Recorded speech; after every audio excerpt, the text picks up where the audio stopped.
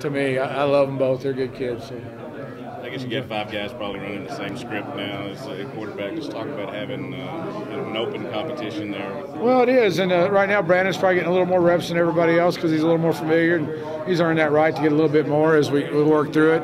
You know, we'll get through after the spring break. We'll look at more some stuff, and Coach B and I'll sit down and have some time to visit, just to try to find some direction on what we want to go with, some more reps as the spring progresses. But until we decide on which direction we want to go, we'll keep trying to distribute those reps the way we need to distribute them. But I'm sure that'll eventually come to a halt, and we'll have to make some tough decisions. It's just kind of the way life is. What have you seen in Brandon coming back this spring? Hungry. He's excited. I think that, and I've shared this with you guys from a personal standpoint, when you're in charge or something and it doesn't go well, you take a lot of ownership, and your pride's hurt. And we've tried to do everything we can in the last 3 or 4 months to achieve higher, to represent the university in a better way. And I know Brandon's doing that better than anybody right now. So he wants to get on the field and play and perform at a higher level.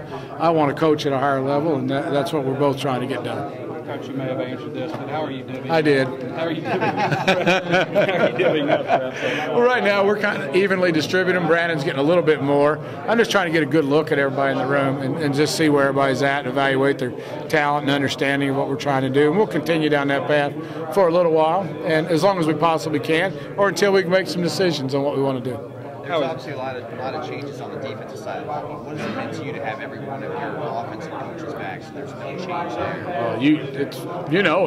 It's everything. I can remember years ago looking at some of the staffs that won forever, Nebraska. Some of those assistants were with Tom Osborne for 20 years. Paterno, when he on his run, some of those guys were with him 25 and 30 years. Stability amongst the staff, I don't know, can be rated as high. I mean, it's overwhelming, but I don't know how you put a number on it. But it's incredibly important that everybody knows one another and knows what the goals are and knows how it wants to be done. I don't know how you rank that, but in the big picture, it's incredibly important for a stability and a staff to have success. Rohan Gaines tweeted the other day that he's looking at both sides of the ball. Are y'all looking at him on offense? Who? Rohan Gaines. Who? Just kidding. We have not discussed that. Maybe Rohan, I don't know if Rohan has or not. If he has, he spoke to Coach B. He hadn't spoken to me about it. Right. Your initial impressions? What's that? You haven't had him on offense. I have not. Your initial impressions on Ray from 2 practices? Well, I think he can throw the ball good. He's a young kid. He's a little lost on some concepts, and a few he understands. So he's like every other true freshman quarterback in first spring ball. They're a little lost. Okay. But he shows some talent and flashes on him. What are you seeing as far as carryover from last season? I think the kids that played a lot of football for us last year understand the concepts a lot better, and they're being able to work on the details of their assignments and become better individual football players. And it's kind of the way it is everywhere. It's not unique at Arkansas that a kid that plays a full year and gets 1,000 snaps under his belt is more familiar with the plays and the concepts that you're trying to do. And then as they grow up, that's why everybody likes to play with seniors.